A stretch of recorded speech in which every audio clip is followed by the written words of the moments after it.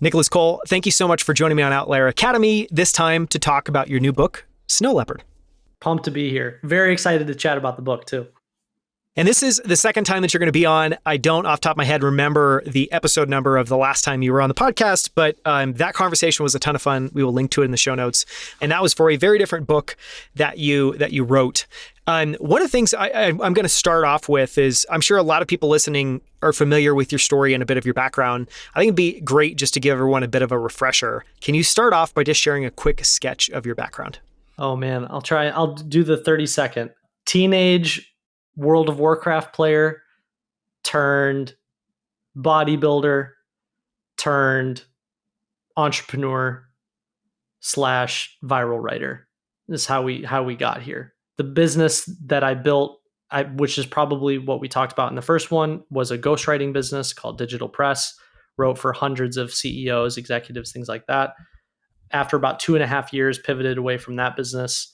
And now I have 3 different companies. One is Ship 30 for 30, which is the largest cohort-based writing challenge on the internet, teaches people how to start writing online.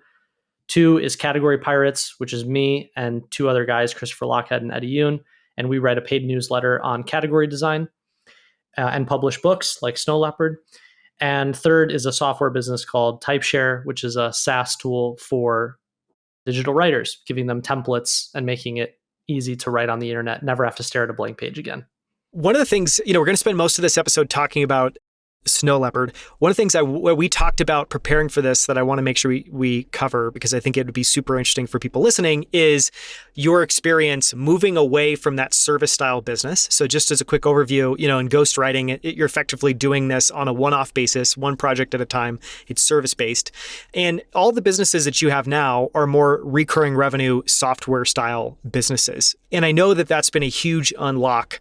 Just talk about that experience and how much better of a business the businesses you're operating now are versus the services business you had before, and what you learned by taking this leap of faith to kind of transition from one to the other. Oh man, I don't know if we have enough time. There's so much I want. We've got time. So the reason I started a ghostwriting agency was because in 2016, wow, I quit my job, decided to go all in on being a freelance writer, and fell into this world of ghostwriting. And all of a sudden, I went from being this commodity freelance writer to these CEOs going, hey, if you're my ghostwriter, and they were the ones who gave me the language. I didn't even know what a ghostwriter was. They said to me, oh, you're my ghostwriter. And I was like, oh, cool. Now I'm a ghostwriter.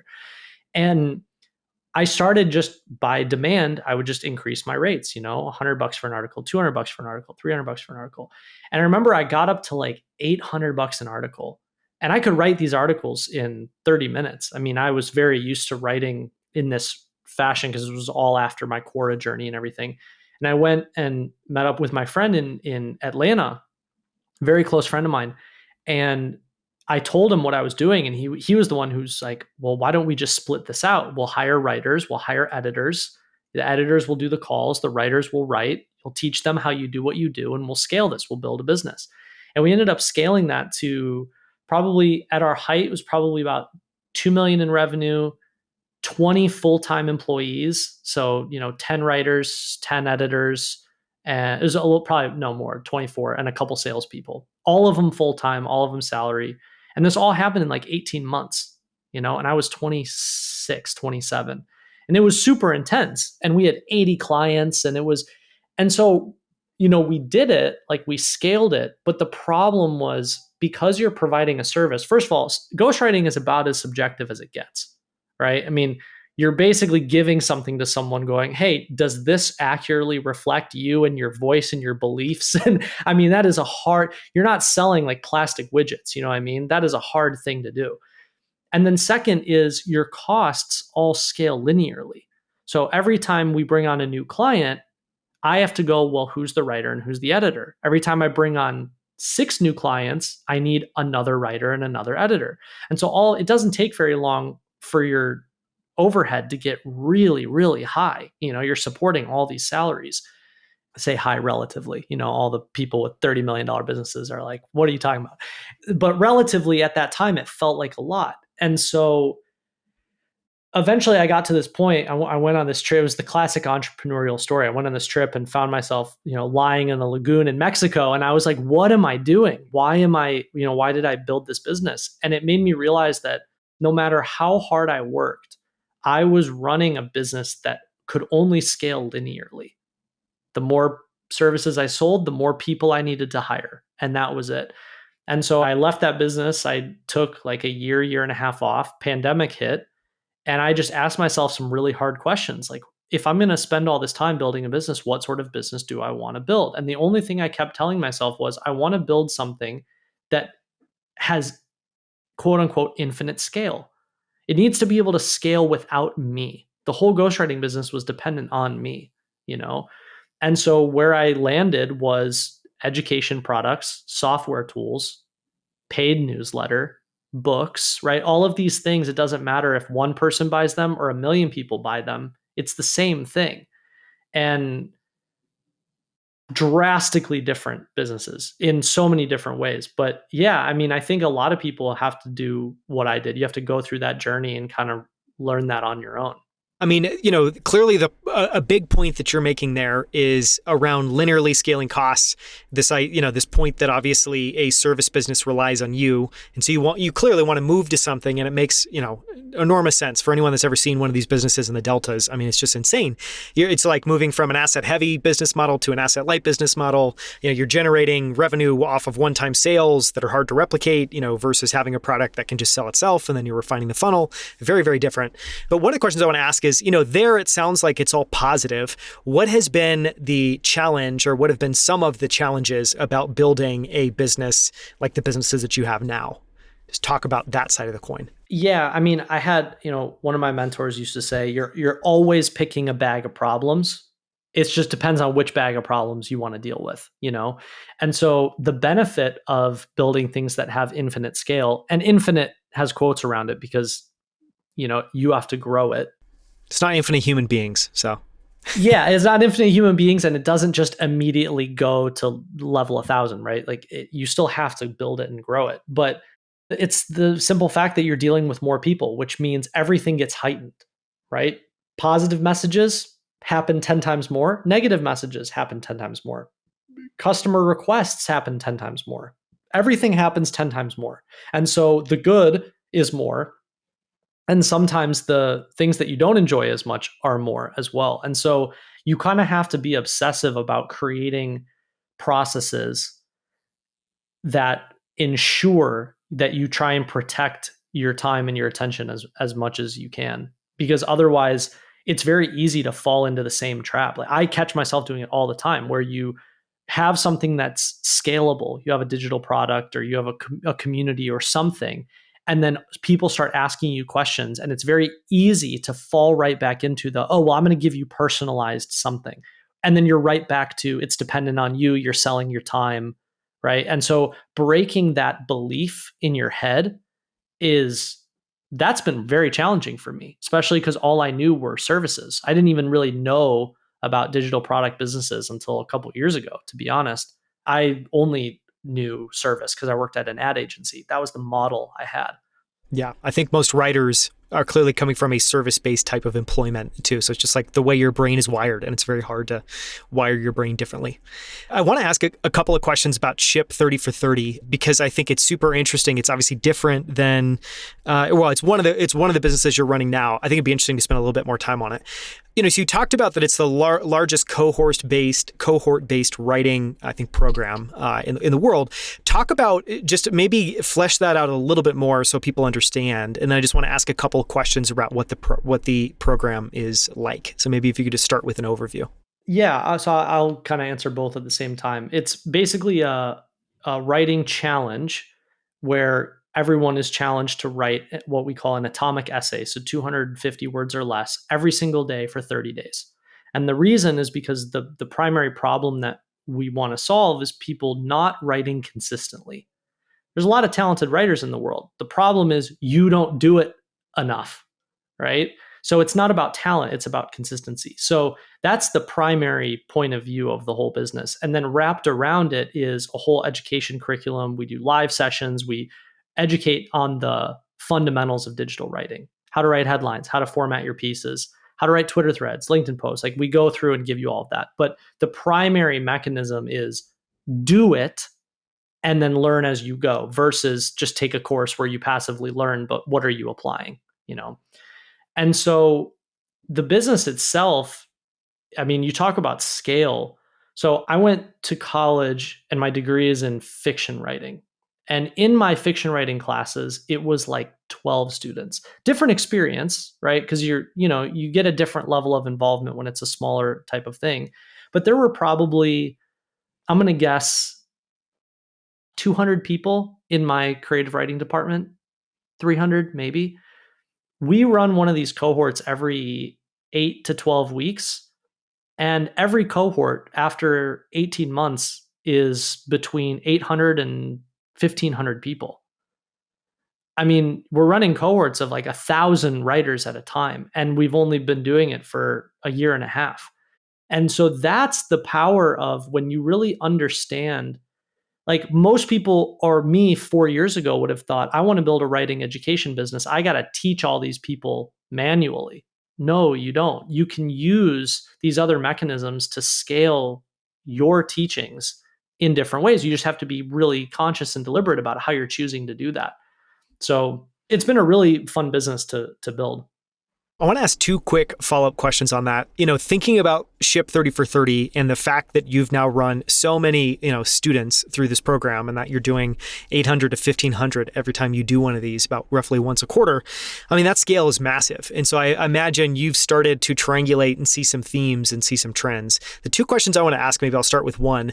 What typically is the biggest delta that you see in people that participate in Ship 30 for 30 from the time they start to the time they end? Because obviously the goal is consistency. And so I imagine a lot of people are just like, I want to write. This is my forcing function by participating in Ship 30 for 30 and writing. So clearly their writing velocity is increasing. What else increases and how do people change over the course of that cohort? Well, I'll say first, I give the ability for us to scale, I do not take credit for. I give all of that credit to my co-founder, Dickie Bush, who has much more of a brain wired for that, which has been an amazing combination. I can take all of these frameworks and things I've developed over the years, and he helps build processes around them. And all of a sudden, we can expose it to thousands and thousands of people. It's really amazing. But the delta between someone starting and someone finishing, and the reality is most people, it's not that you finish, they then start and keep going, And so that's the ultimate transformation. But I'll tell you, for every cohort, you have people that go, I've written more in 30 days than I have in 3 years. I've written more in 30 days than I ever have in my entire life. And it's because when you make it small, that was the whole aha around the atomic essay, is when you make it small and actionable on a daily basis, 250 words adds up really quickly. All of a sudden a week goes by and that's the equivalent of writing a long form blog post, but if you tell someone sit down and write a long form blog post, it's very overwhelming. So that is the real transformation for me, is when you break it down into bite-sized pieces. Everyone comes to the same realization, which is, oh, I can actually do this. Yeah, of course you can. You just got to make it actionable for yourself. I want to ask one more follow-up question, which is, so obviously people participate in this program and the whole goal is this is the start of them continuing to write, hopefully forever. And this is something that they're always doing to shape their thinking and get their thinking out on paper. The question I want to ask, though, is for the people that complete the program and go on to do really, really well, just subjectively, that could be they continue writing, they develop their voice, this becomes a bigger deal for them. Have you noticed any commonalities about how they approach writing, how they show up in Ship 30 for 30? Just any traits for the people that are the most successful kind of graduates? Yes. Besides the classic stuff, which is, it's the people that are most committed and the most disciplined and, consistent, et cetera. This might be a nice segue into the snow leopard stuff, which is the people that are most successful are the ones that come to the realization that the goal is to become known for a niche they own. Again, took me a very long time to learn this as a writer. Your goal is not to just build followers. Your goal is not to rack up views. Your goal is not even to sell a bunch of copies of one book or your course or whatever it is. Your goal is to be associated with a highly specific topic that is relevant to a highly specific group of people. And when you become known for a niche you own, all of a sudden you can write a dozen books and you can create a dozen courses and you can build a dozen products because you know that that group of people is looking for that type of thing. Whereas there's a lot of people that, you know, there's a whole bunch of courses online, how to build an audience, how to get more views, right? But none of it teaches you how to be different. That's the whole idea, right? And as long as you're stuck in a comparison game, it doesn't matter how many times you post a day. No one associates you with anything. So that is where you start to see the real transformation of writers happen. So that is the perfect segue. And let's go ahead and make the segue. So for the rest of the time, we're going to be talking about a book that you wrote with two other authors as part of Category Pirates called Snow Leopard. We'll link to it in the show notes. The subtitle is How Legendary Writers Create a Category of One. And, I'd had you on the show before. I think you're just... you have a very interesting way of seeing the world. And I think a lot of how you think about writing and audience building really resonates with me. So I was excited to read this book. And obviously, a lot of it is directly applicable to what I do, what I'm doing right now on the podcast, what I've done for the last 2 years with this podcast. Whether you're a writer or not, I think that this book, if you're interested in just how do you create a category and why is that important, it's been a fascinating book. Where I wanted to start was asking you about the genesis. So I imagine that this had either been percolating for a while or you had an aha moment that said, this is the book that we need to write next around category creation. What was the genesis or the backstory about writing this book? Well, the real genesis was Category Pirates, like I said, is with two other guys. And they both had been writing about category design, invented the discipline long before I had even met them. And when we all got together, the original idea was, we want to write a book about category design. And as we got down that rabbit hole, we started to realize, well, there's a whole bunch of nuances that go into this. I don't think we're writing one book. I think we're writing 10. And so we decided to start a newsletter, a paid newsletter on Substack. We started that in 2021. And we covered everything: how big companies build categories, how small companies build categories, how, solopreneurs build category, like all these different examples. And one of the, probably because I started Category Pirates at the same time as Ship 30, literally the same month, I imagine that the success of Ship 30 is what was kind of the wave that was pushing a lot of this into Category Pirates, because one of the questions that we would get all the time is, well, how does this relate to messaging? How does this relate to copywriting? How do you, if you want to create a new category as a writer, what do you do? Right? So this niche specialty within this broader idea. And so Snow Leopard was essentially the culmination of a lot of different, newsletters. We call them mini books because they're, 5,000, 10,000 words long. There's a bunch of these mini books all specifically geared toward writers. And the more that we explored this rabbit hole, the more we realized, the whole secret to messaging is it's not about louder, more often, better. Whoever said you need to see a brand 7 times before you buy it, it's just such a misunderstanding of what's happening. The real power of words is taking where someone's thinking is already rooted and moving it somewhere else. And if you're successful at doing that, you literally have one of the most valuable skill sets on planet Earth. And so that's what the whole book was about. I want to start off with one of the ideas that seemed like it stood out to me because it seems like the genesis of, if somebody hears that title, knows that it's about category creation, I think, at least in my mind, starts going into like, well, why? And one of the things you get into at the beginning of the book is competing with the same, or trying to compete on the better axis, which means you're just opening yourself up to massive competition because you're competing with other people that are doing very similar things. And so your only margin, your only advantage is to do it slightly better, which scales linearly, takes an enormous amount of work, versus competing differently and competing on differentiation. I think it's really powerful. Can you talk about that idea a little bit and why that's so important?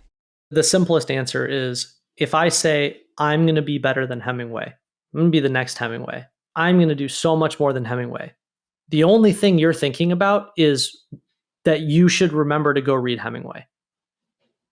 Right? All I'm doing is just reminding you that I am the next best alternative. I'm like Diet Coke. I'm not the real thing, right? And so what most writers do is they root themselves in, okay, I want to be a mystery writer. So I'm just going to say I'm going to be the best mystery writer, or I want to be a memoir writer. I'm going to be the best memoir writer, right?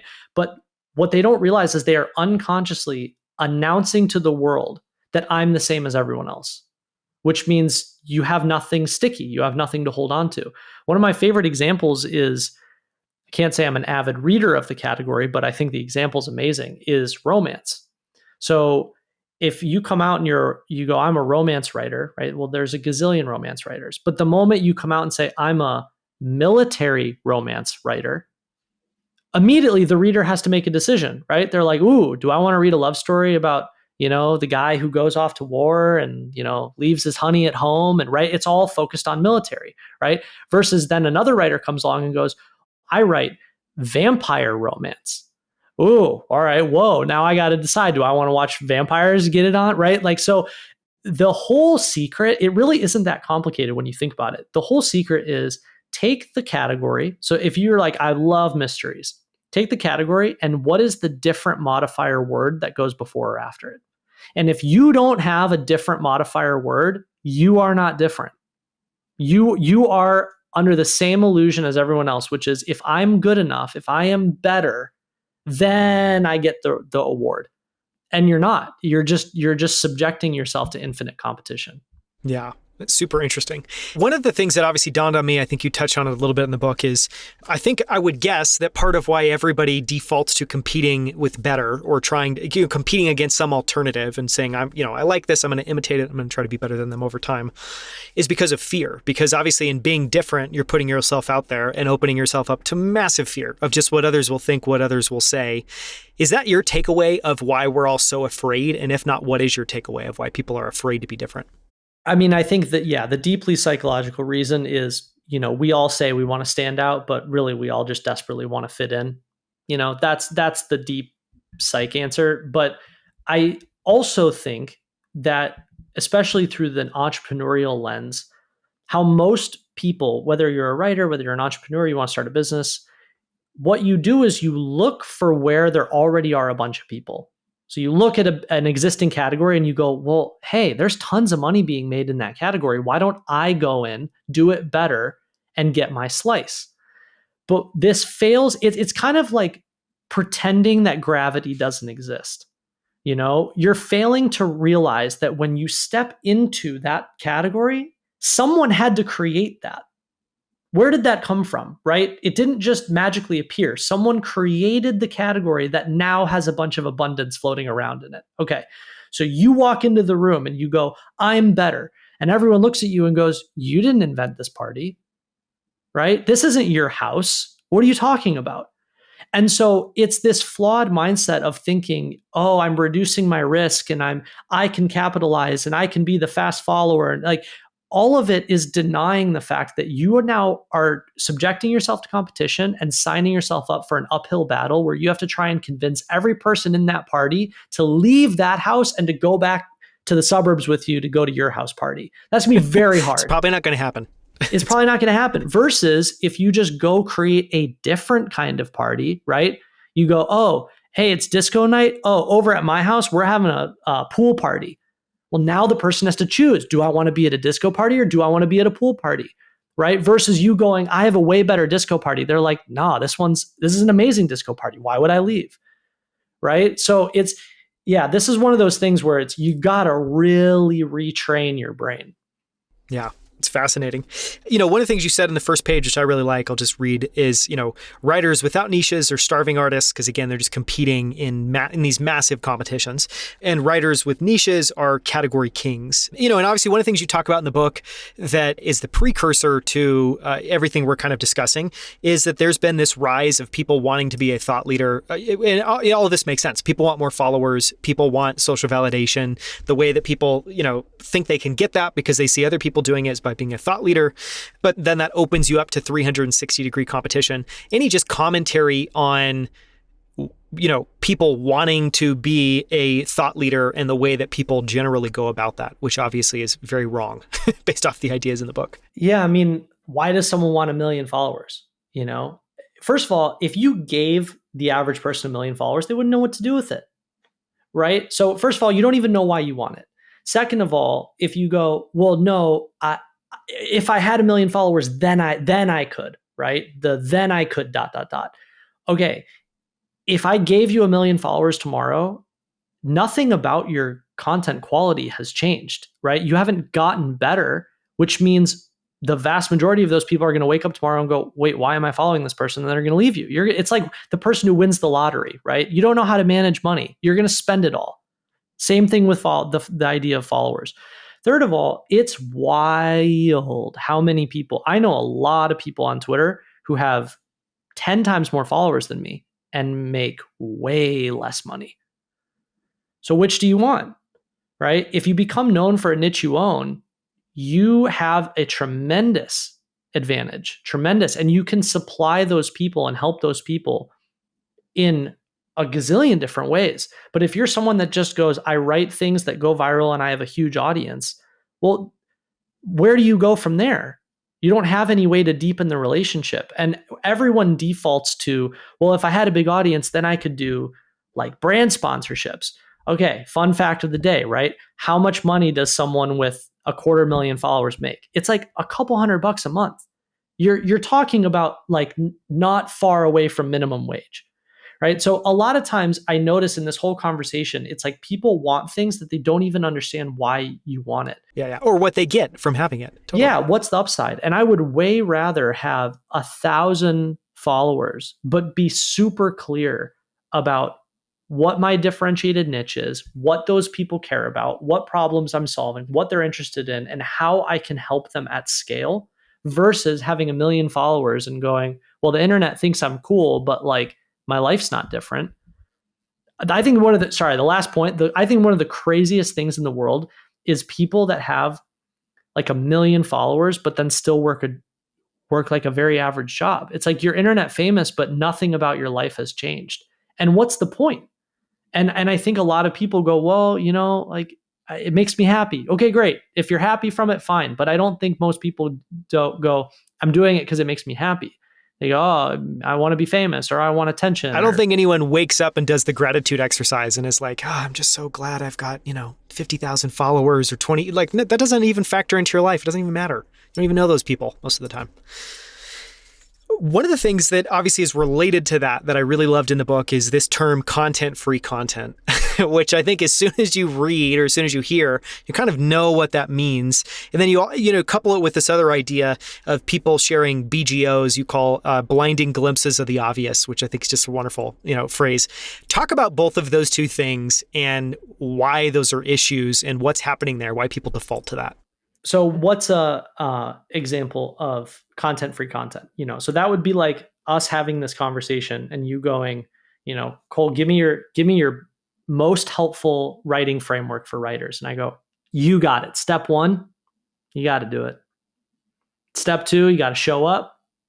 Step 3, you got to give it your all. You got to keep going, right? Step 4, when the going gets tough, keep going again, right? And there's nothing about that you don't already know, right? All I'm doing is just saying the most obvious thing that the listener already knows, which means I'm not actually helping you. And the whole myth is that in order to build an audience, in order to have a quote unquote content strategy, your goal is to say the obvious thing as often as possible. Right? Who cares what you're saying? Just post 87 times on Twitter a day, read those tweets live on YouTube, turn the YouTube into a podcast, right? It's all focused on how do I maximize the asset versus think about, well, what is the asset actually saying? And if more it's shocking to me that you have companies that have billion-dollar marketing budgets and they can't even figure out how to get people to read their newsletter. I'll tell you why. Because all you're doing is pumping out content-free content. No one subscribed to your newsletter needs to be told the key to starting a newsletter is to start a newsletter. Nobody, 0 people on human Earth, on planet Earth, 0, right? So once you have to, again, untrain yourself. And I think most people look at someone with 250,000 followers and go, everything that person says is amazing. Oh, you have 10 million followers? Everything you say is right. No. Pretend you don't know how many followers they have. How would you evaluate the content? You'd probably be like, wow, this is really average and very not helpful, right? So you have to look at the quality of what's being said, not this perceived check mark of, oh, I'm this super special, famous person. No. What are they saying? Yeah. Do you have any tips on how people can spot that in their own writing? And what I mean by that is, I'm sure when you say that and you give that example, there's people like, oh yeah, okay, well, sometimes I do that. But my hunch is that there's also a lot of people that are like, no, I am doing something that's novel. Maybe it's just novel to me. It just doesn't have to be novel it just doesn't have to be novel to anybody else. So I think I'm doing something that's helpful, but I'm not. Do you have any good acid tests, any, ways of helping people be able to see whether their content is content-free content? So it's a great question because, now the counterpoint, the nuance is there is a place for what we call obvious content. So obvious is like beginner stuff, super just press the button on the refrigerator. You know what I mean? Very basic. And there's a place for that if you understand what your niche is, who your audience is, and what problem you're helping them solve. Right? Because sometimes if you're a complete beginner, you need step one. And if that's your goal, then yeah, you're successful at achieving that goal. But ultimately, as a writer, as a creator, even as an entrepreneur or business owner, your true aim is to move up the content pyramid from obvious creation to non-obvious, right? How are you starting to say things that people haven't heard yet? That's literally the definition of thought leader. You are leading with new and different thoughts, right? So in Ship 30, I do this thing with writers that I call the tequila test. The tequila test being, okay, let's say we're all sitting down and we're going to write an article called How to Have an Effective Morning Routine. And I ask everyone in the chat, what are the things that we should put in our article, How to Have an Effective Morning Routine? And everyone says the same stuff, right? Wake up on time, have a big glass of water, have your coffee, stretch, go for a run, right? We've all heard these things. There's not a morning article routine that doesn't have these things, right? And I go, okay, that's great. Now, after you read one of those, do you need to read any others? No, of course not, right? Because all of the others are just saying the same exact thing as the other one. So if I come along and I go, I'm going to write an article about how to have an effective morning routine. And the first thing that I give the reader is I go, hey, step one, the moment your alarm goes off, I want you to roll over, pop open some Azul tequila and take a shot of tequila, right? Immediately what happens? The reader goes, I've never seen that before. Oh, this is something different, right? So a very easy acid test for, are you writing obvious versus non-obvious or bottom of the barrel content-free content, is take a topic, make a list of all the things most people say about that topic, and now you don't say any of them. Now what do you do? Right? And that becomes your forcing function for how do you say something different. And yeah, you have a moment where you go, I don't know what to say. Oh, good. Hey, by the way, that's the whole point of being a writer. That's the whole point, right? So well, it's also how you do thought leadership, is you have to figure out what hasn't been said that needs to be said. I think it's shocking that, you say that to people and they go, I don't know what to say, right? Like that is the whole point, right? That's the value. Yep. Yeah, the value is you going, I don't know what to say. Now let me go figure it out. Let me go create something, versus you don't need someone else telling you authenticity is key. If you don't know authenticity is key, you have a bigger problem.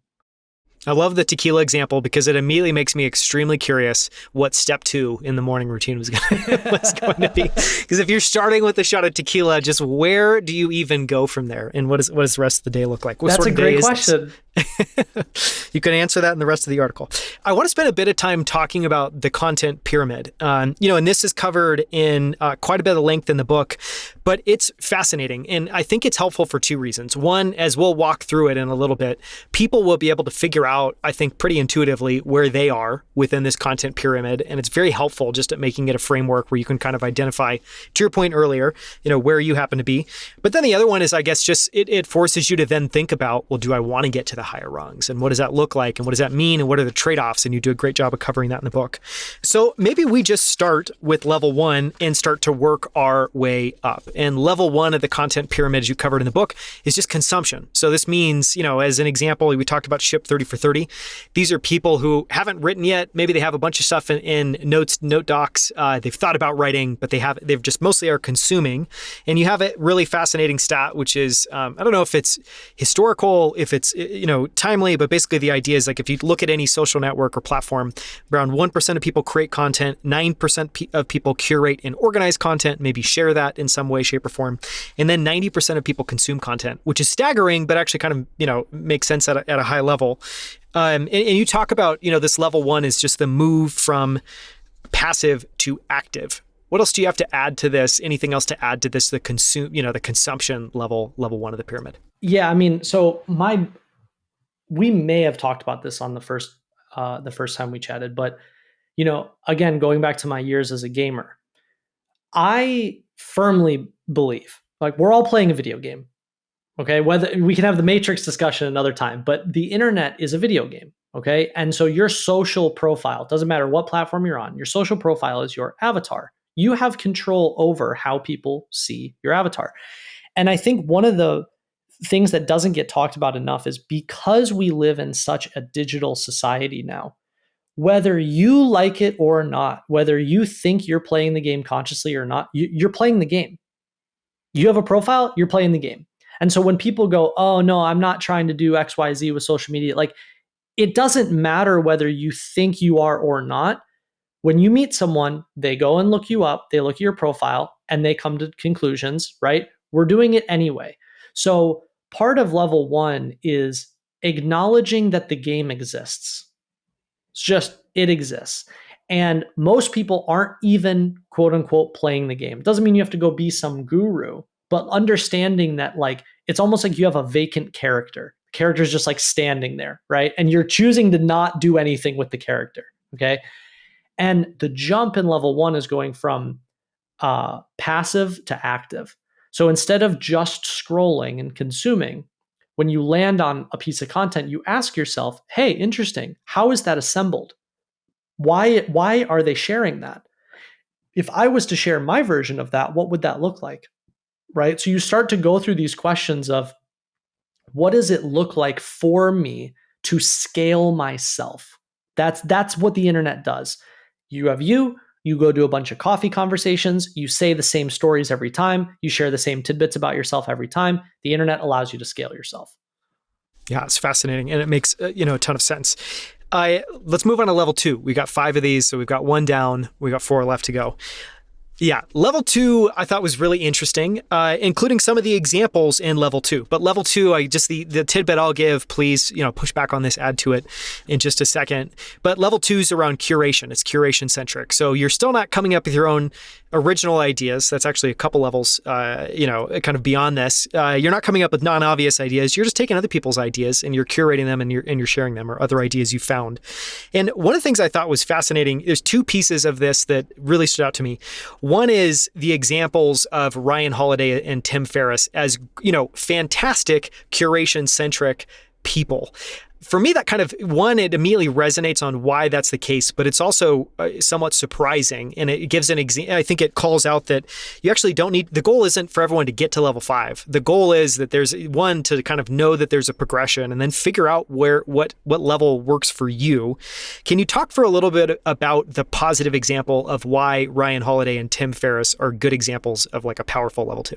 Yeah, I mean, curation just means you're organizing other people's ideas versus sharing your own original ideas.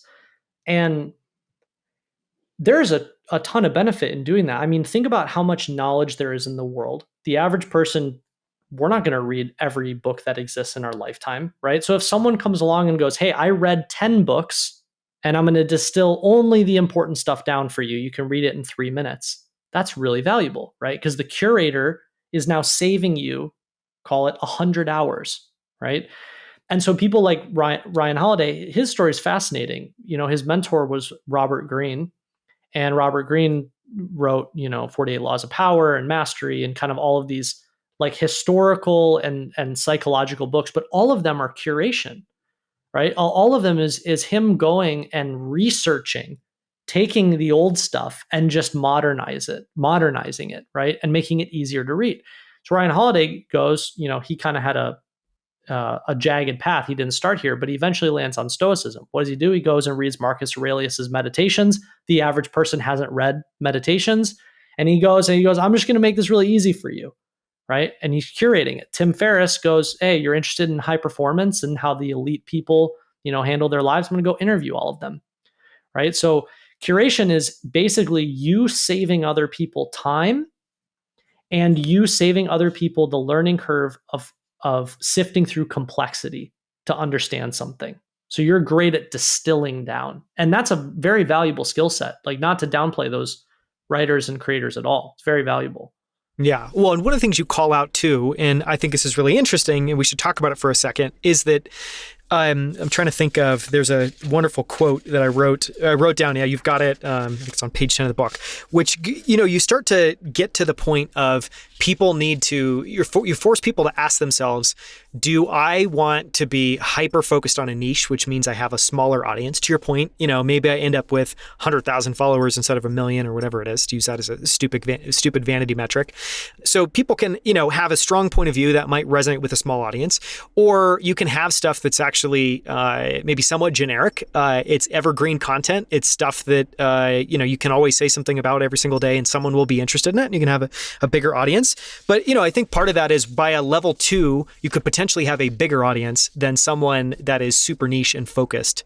Can you talk about that? Do you believe in that? Anything to push back on that? Yeah. So ultimately, the role of creation and curation, I believe everyone should strive in some way to do both.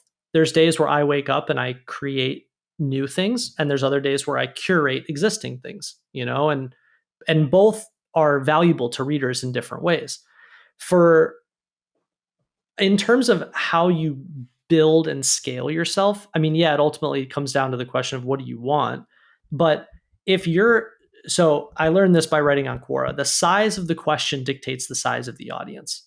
So the question, how do I make more money, is more widely applicable than how do I make more money as a nurse practitioner, right? Smaller question, smaller audience.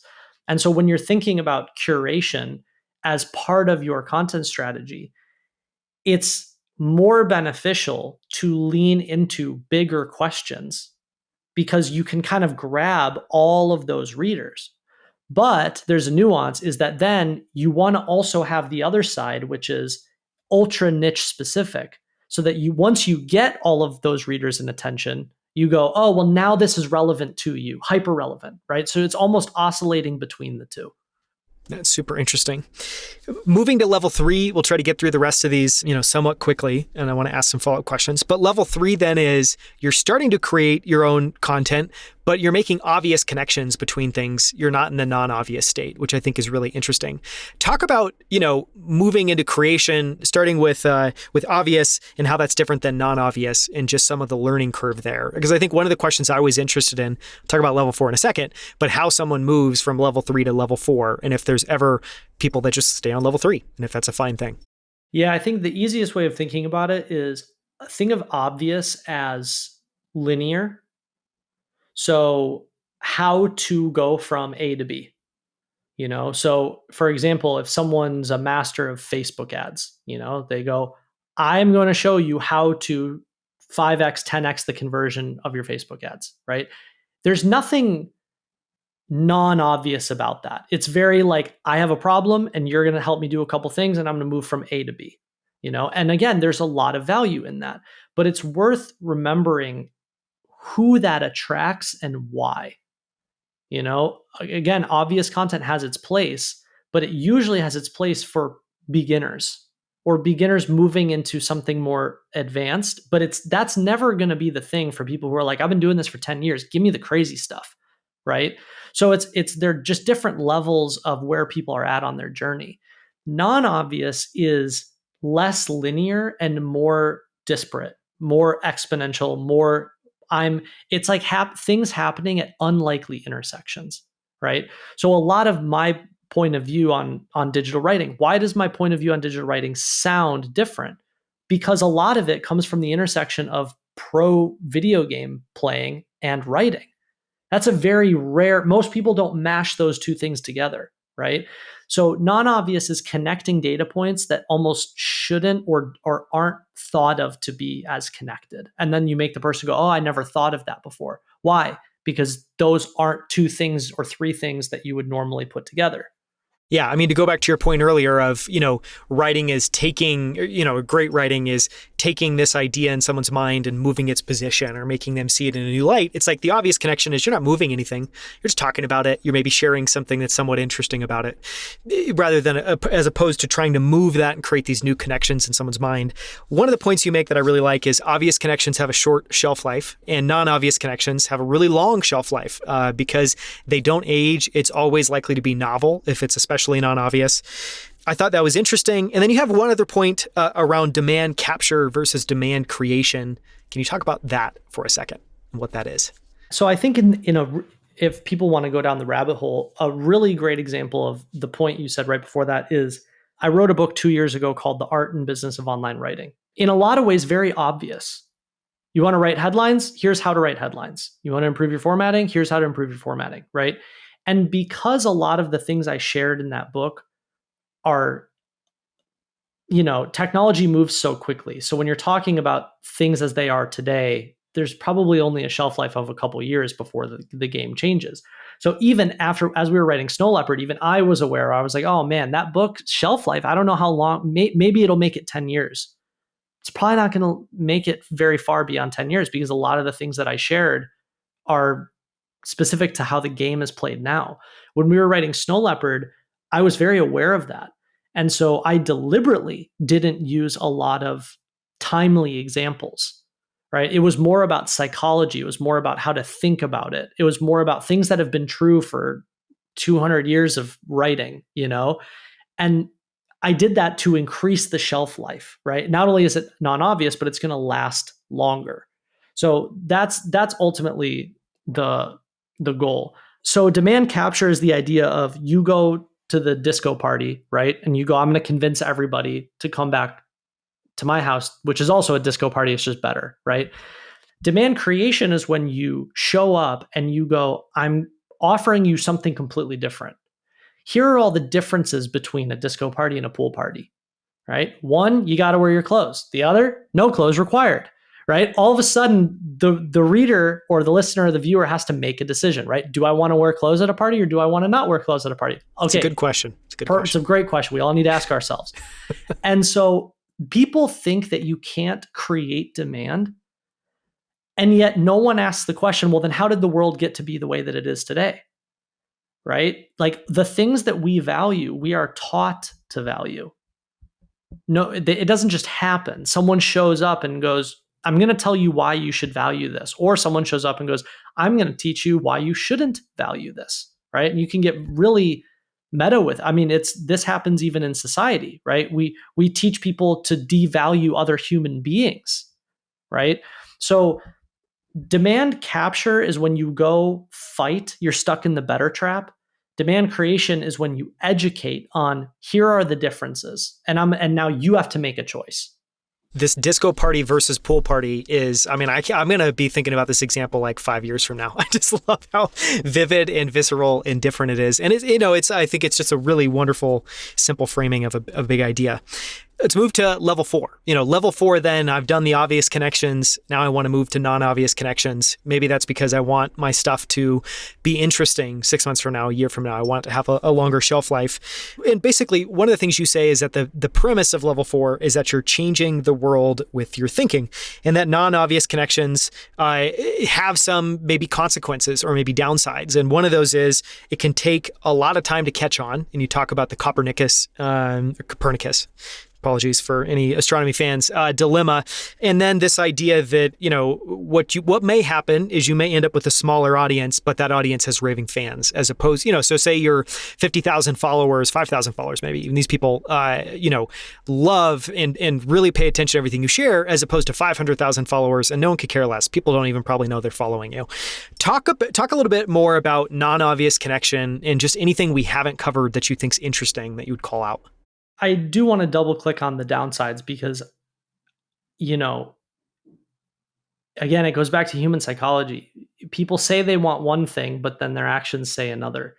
And I imagine, you read that section in the book and you go, oh, I want to be a non-obvious creator. I want to come up with things that people haven't Yeah, said you like before. the idea of You like having novel insights. Exactly. Totally. You like the idea of it, but saying things that haven't been said before is not always comfortable.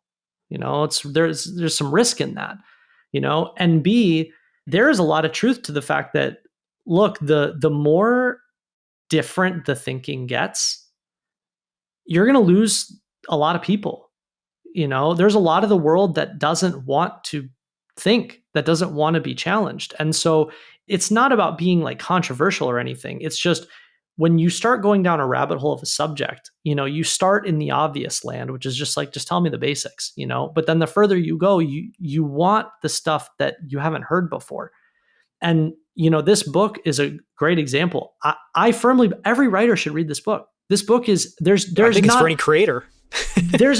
I agree, but there isn't a book out there that articulates anything like what's in this book. And I've read a lot of them because I was that writer going, give me the obvious stuff. Help me, help me, help me. But the reality is I know that it's going to take a while and it might never happen. Most people might still be saying, hey, you got to go read, Stephen King's On Writing if you want to be a writer. Okay, let's just keep it real. I love Stephen King and I love that book, but there's nothing in that book that actually tells you what to do to advance your thinking like anything in this book. So I think when you get into non-obvious land, you have to be very comfortable with the fact that your mission is way more on impact versus vanity metrics or even sales or any of those things. It's really about advancing the thinking of the category you're in. And for me, I'm very passionate about advancing the thinking in the mega category of writing and publishing. One of the other questions that I wanted to ask you about is around category creation. And there's a quote in the book that I love, which is, what readers, listeners, viewers, and potential customers want isn't you, it's your category, which I think, one, for a lot of people is probably intuitive, but also shocking. And we'll talk in a second about how nobody really cares about your personal story. But can you talk about that, maybe flesh out that concept, that idea a little bit more? Yeah, this is a very hard one for people to wrap their heads around, because what happens is most of the time when a creator starts getting attention, they start to drink their own Kool-Aid. So they start to think, I'm the one who's special. And you can actually see it where if you go take your favorite, like I'm a writer, so go take your favorite author, go look at their first book and go look at their most recent book. And their first book, the big font is going to say the title, the idea, right? And the small font is going to say their name. Why? Because nobody knows who they are. And they're like, the only reason you're going to pick up this book is because you're interested in the idea, versus it's not like I'm some big fancy celebrity, right? You're not buying the book for me, you're buying the book for the idea. And then the book does really well. And then all of a sudden they wake up one day and they go, oh, you know what? They rewrite history. So they go, oh, you know what? I was the one who made it all happen. I was the one who was important. So then you go to their most recent book, and what's the biggest font? It's their name. You buy this book because of me. And there's an irony of this where whenever someone's starting out, most of the time they get it right. They get it right on accident. They go, I'm going to market the category. I'm going to market the idea. I'm going to market the thing that the reader is actually interested in. And oh, by the way, it's by me. And then the more successful the person gets, the more they believe their own hype, the more they believe they drink their own Kool-Aid, the more they think they're the reason people pay attention to them, the more they make their name bigger and the category smaller, until eventually it's all just brand, and then they're no longer relevant. That happens over and over and over again. I want to talk in a second about myths. You have a great chapter about myths, and I picked a couple of my favorite that I think it'd be worth talking about. But there was another quote that stuck out to me. This is a little bit of a curveball. You may not have much to be able to add on to this, but you have I think it's a snippet in a chapter around hard work and thinker's high. And there was one sentence in there that stuck out to me that I really like. It said, thinking about thinking is the most important kind of thinking. Can you maybe elaborate on that, talk about why that's so important? So everything I just said and what we just talked about on that point, most people that want to build themselves, or even you want to build a company, you immediately start in execution mode. You're like, oh, okay, well, I see other people have a brand, so I need a brand. And I see other people posting on Instagram, so I need to post on Instagram.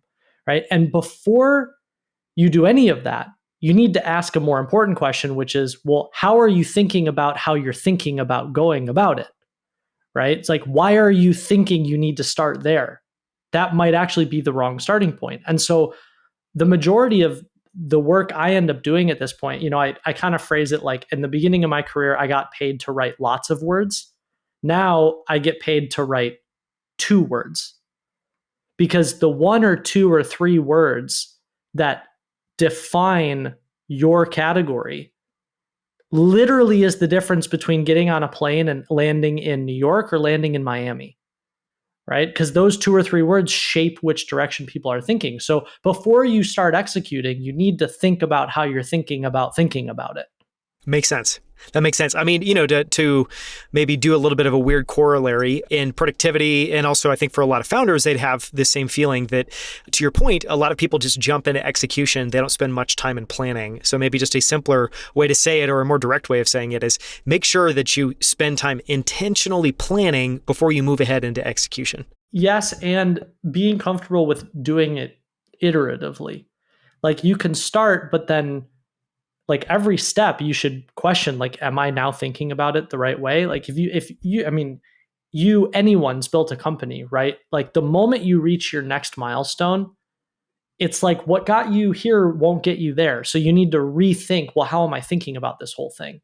Yeah, it's a never-ending game, and it never stops, and it is extremely, extremely, extremely iterative. I want to talk about some of those myths. One of the first ones that I really liked, we don't have to spend a bunch of time on, but I think we should talk about it for at least a little bit, is this idea, and it's a myth, that the most valuable form of marketing is your personal story. And I know, obviously, kind of to your point about people jumping into execution, not spending time in planning, and just trying to replicate what they see other people doing, there is, I don't know, people respond to or think like, what's unique about me? Well, it's in my story, so I need to tell my story. It's probably not the right place to start. Talk about why that is a myth. Yeah, this is an extremely nuanced point. I say it a different way in Ship 30, which is you are not the main character of your story. The reader is the main character. And so that doesn't mean that you can't tell personal stories. It just means you have to understand why you're telling the personal story you are as it relates to the wants, needs, hopes, dreams, and ambitions of the reader. So, for example, I can sit here and go, hey, Daniel, 2014, here's my story of how I got started writing on Quora. 2015, I launched this thing. 2016, and like for the first 15 minutes, you're going to be kind and you're going to listen. And then after about 2 minutes, you're going to go, wow, this guy just won't stop talking about himself. Right. And we all do that. But if I say, hey, Daniel, I started writing on Quora in 2014, launched my first product 2015. And I remember you were telling me, as a hypothetical example, you were telling me, oh, hey, I'm trying to figure out how to start writing on the internet. Well, here are some of the things I wish I would have known earlier, right? I'm telling my story as context for the thing that I'm going to explain to you or to the reader. And so this idea of like, just share your journey. No one cares about your journey. They only care if your journey represents or exemplifies some sort of lesson or takeaway that is interesting to them. And you have to understand there's a difference between the two. Makes sense. It's well said. Related to that, the second myth that I thought would be interesting to spend a little bit of time on is this idea that anything I say is valuable, which sounds a little bit related. It sounds like you maybe need to filter that through a bunch of filters before you decide what to say, and you have thoughts about whether that's valuable to the reader or not. Expand on that. Talk about why that's a myth. We've all been in this experience where, especially if you've ever worked at a big company or you go to a conference or something, it's like you've got this big fancy person with a big fancy title gets up on stage and like you're sitting there for 40 minutes and you're like, literally nothing that this person has said, A, makes any sense, or B, is helpful to me in any way, And a lot of time I noticed this when I would ghostwrite for all of these, really successful people, executives and founders and investors. And it took me a couple years to realize that there is a monumental difference between being good at what you do and being able to articulate how you do what you do. They are different skills. There's a reason why Michael Jordan is the greatest basketball player of all time and the worst NBA coach of all time, right? Or NBA owner, sorry, because they're different. And so there's a myth where someone who's achieved success in their career, they go, well, I'm successful, so anything I say is helpful. And in reality, to someone who actually reads a lot or is thoughtful about what they're consuming or is a creator themselves, they look at it and they're like, you literally just told me to like wake up on time and authenticity is key and like, do one more, right? You're not actually saying anything helpful. And so part of that then as a creator, or in a lot of these cases, as people who want to be quote unquote thought leaders, you have to be honest with yourself about the fact that, yeah, you might have achieved a lot in your career, but that doesn't mean you know how to articulate anything that you've done. And so you need to now go start over. You're playing a different game and learn how to articulate, create frameworks, create mental models. How do you help the next person versus, oh, I did it, so, what I say is truth. Yeah. Going back to that ghostwriting example, did you have to have that conversation with the people whose books you were writing that, hey, this is all great, but none of this stuff is probably going to make it into the book, and here's how I'm going to change it or shift it? And or how did you help people shift their mindset around that? Or maybe that's just why they hired a good ghostwriter. I'm all the time. I mean, it's a great question. I did a couple books, but I did mostly articles on the internet, shorter, same thing, just shorter form. And sometimes I would have the conversation, but in all honesty, this was a very hard thing for people to wrap their head around. I mean, if you've been successful in your career for 30 years, the last thing that you want, for me, I was 26, 27 at the time. The last thing you want is a 27-year-old telling you, hey, you need to go start over and you're not as smart as you think you are, right? So instead of saying it bluntly, I would have to just keep asking questions or keep trying to push the thinking. And what would happen is the calls that we would have would end up becoming like training sessions, where it was the first time in their life where they had ever asked themselves, how do I think about problem solving? Right? Because the first time I say, how do you think about problem solving? They go, well, step one, you got to just sit with the problem. And step two, you got to talk to the people around you. And step three, you got to foster good communication. Like, cool. None of those things are new. Right? So now I got to ask again.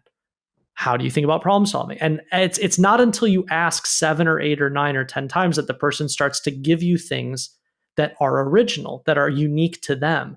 And then I go, okay, now we're on to something. But yeah, it is a different skill. Being a thought leader is not about getting a blue check mark or standing on a stage or saying Forbes thinks you're smart.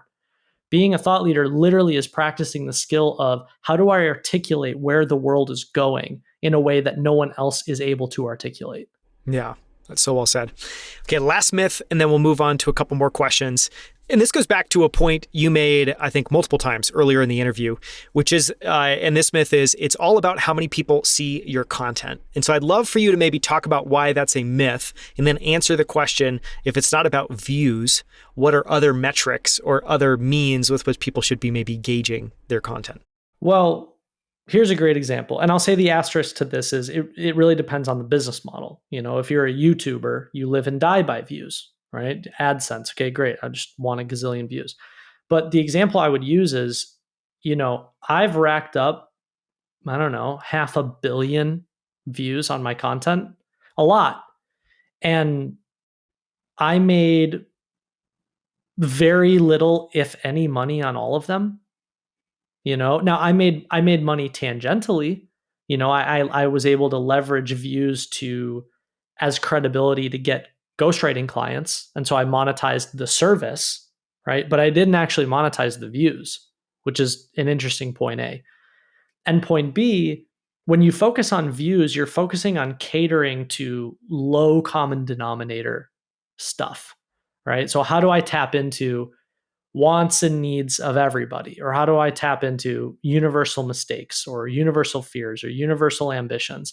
And the problem is that what happens as a result is you get a lot of surface level readers. You get a lot of people that read, so you get the view, but then the comments are like, nice, or this was cool, right? There's no depth.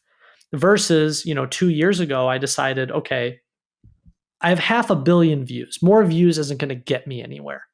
So I decided to do the opposite. And I was like, instead of focusing on views, I'm going to get laser specific on a niche. And I'm going to give people in that niche everything they need in order to be successful. I'm going to answer all their questions. I'm going to solve all their problems. And that niche I picked was digital writing. And as a result of getting super niche, my views went in the garbage can and my earnings went through the roof. Because when you focus on a niche and you solve people's specific problems, you're not getting everyone's attention. And that's the point. But the people's attention that you are getting, they're the ones who go, you understand my problem better than anyone. I'm willing to pay you. I want to pay you. I want to pay you. I want to pay you. So it's like, yeah, it's a long way of saying chasing views for me was basically a waste of 7 years. 500 million views. Cool. What did that get me? Not much.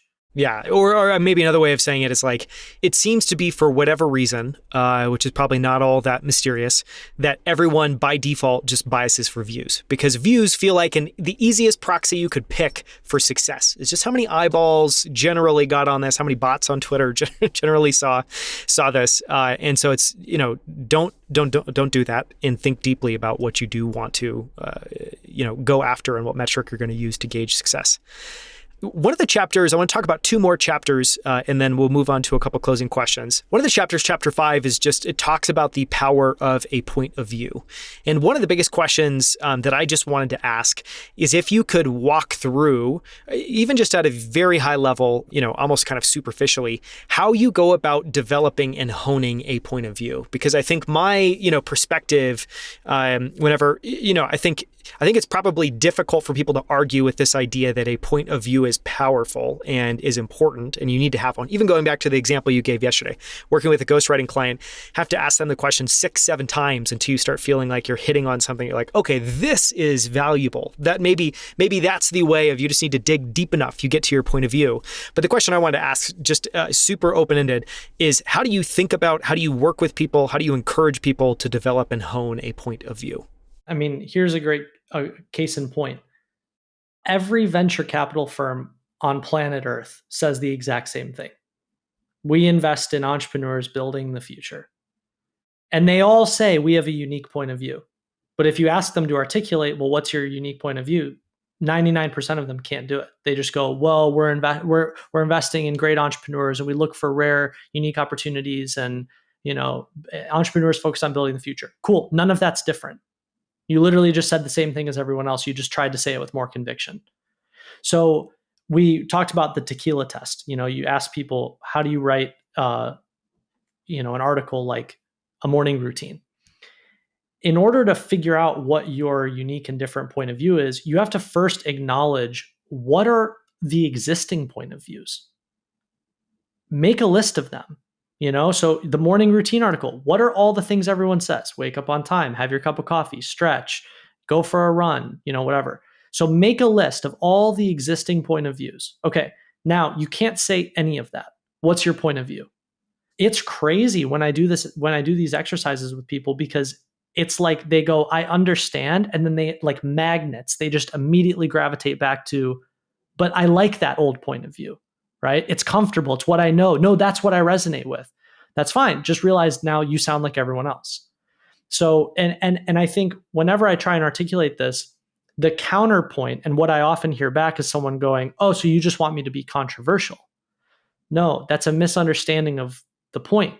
I am not saying go be controversial for the sake of being controversial. I'm saying start with the way the world is and consider none of those are options. So what do you do?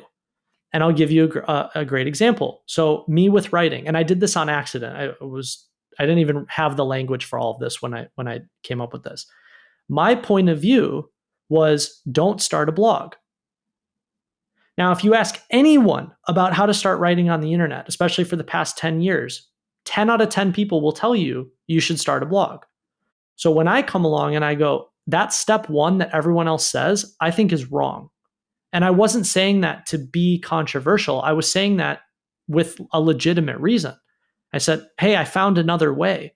If you don't blog and you write in social platforms, here are all the benefits.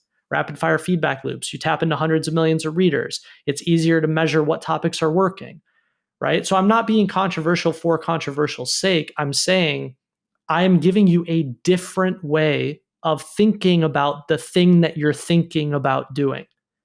And all of a sudden, it forces a choice. Everyone has to go, do I want to believe the old start a blog, or do I want to hear what this person has to say? And it's in that choice, it's in that chasm that you have the opportunity to educate people on something different. But if you don't ever give them a different starting point, then you're just another VC saying, I invested in the next great entrepreneur building the future. Yeah, that's well said. I'd love to ask a couple of closing questions. One of them that I wanted to ask is, you have, you're one of two other founders of Category Pirates, and you guys have a Substack that's been incredibly successful. You have this book, Snow Leopard, that we've been talking about. I imagine as a writer, before you joined this team and wrote this book, you had thought a bit about category creation, but I assume you've probably learned a lot from your two other co-founders and from the process of doing this. What have been the biggest surprises or ahas or lessons learned, either from your co-founders or just the process of spending more time thinking and writing about category creation? I think the biggest thing is not underestimating the power of every single word. Again, I'd say when I was younger, I got paid to write lots of words.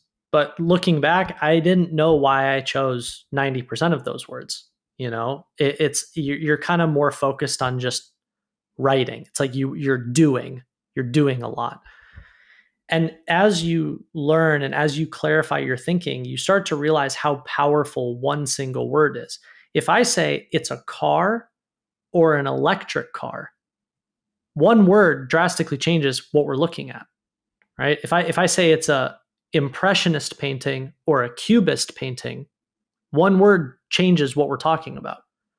It's a dollar, it's a crypto dollar, changes what we're talking about, right? So the whole idea of category creation and category design is it's about being extremely specific about what words you're choosing and understanding what responses those words elicit from people. What problem are you talking about? And one word drastically changes what problem we're talking about, And so that's why, again, I say I used to get paid to write a lot of words. Now I get paid to write 2 words because those 2 words directionally change how the person's thinking. I think I used the romance example too. You have like military romance or vampire romance. One word drastically changes what type of book we're going home with. Massive difference. I want to, if everyone listening, I highly encourage you to go and buy the book, Snow Leopard. You can get it on Amazon now. You can also go to categorypirates.com and you can sign up for the Substack, which is a weekly newsletter, a paid newsletter I think you guys put out. Those are both, if you've listened to this conversation, if you're bought in on the idea that category creation is important and you want to spend more time doing it, those are 2 great ways to go and do that. But I want to try to give people a little tidbit of something actionable that they can do to move from being just competing on the better access into actually moving into category creation. And, we haven't talked about it much in this program. You can talk about it a little bit now if you want to, but I know that you and your 2 other, co-founders also do this work for companies. It's very highly paid work. So you will do these intensive workshops. So, I guess just to ask the question again, what I'd be curious is for someone listening who's bought into this, they can go and learn more about Category Pirates. They can buy the book Snow Leopard, but what maybe can they start thinking about and start doing to move from competing on better to actually thinking about, okay, well, now what's my category? It's a great question and it's a loaded question. I mean, I would say directionally, the biggest thing is you are looking for the weird data point. It's the opposite. It's the opposite of what everyone says. So step 1, what are all the problems that people have in your general mega category? You're like, I'm interested in productivity. Okay, well, what are all the problems that people have in productivity? And if you take the time to list out what are all the problems people have in productivity, or all the problems people have in yoga, or all the problems people have in IT, or whatever it is, you're going to know which problems are the popular ones to solve. You're going to be like, oh, everybody solves those problems, right? And you don't want to do that. You want to go, well, what's the ignored stepchild problem? Right? What's the problem that everyone's like, oh, that's too small. That's too weird. No one's going to focus on that. Right? Ship 30 is a great example. Like, If you asked me 2 years ago, how many people have a problem called, I can't write every day? At first glance, it's like, that's weird and that's really small. And then you start building it and you're like, actually, that resonates with millions and millions and millions of people, right? So first, look for the weird, ignored problem. And then you do the same thing on the solution side.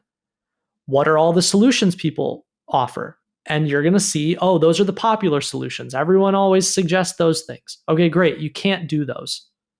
Now what do? Look for the weird solution, right? And then you start to marry weird problem and weird solution together. And now, what do you call that? Don't just say, oh, I do all these things, right? What do you call solving the weird problem with solving the weird solution? And what you call that, the language you pick, is usually an intersection of an opportunity to create a category. And this is one of those, like, are you going to figure it out in 10 minutes? Probably not. But is it rocket science? No. You just need to sit with it. And one of the things that we talk about is, and you need to use data. Write, publish, record podcasts, make videos, make things, and try and figure out, is this intersection of weird problem and weird solution compelling? And the beauty of the internet is, if it's compelling to one person, it's compelling to 10. And if it's compelling to 10, it's compelling to 100, and 100 to 1,000, and 1,000, right? And it's the internet scales that, but you have to find the one. I mean, in many ways, landing on and closing out on find the weird data point, figure out the weird solution to the weird unaddressed problem is not the answer I expected, which is why one of the reasons I love doing this podcast. And you've been an amazing guest. Thank you so much for joining me, Nicolas Cole. This has been so much fun. Thanks for having me.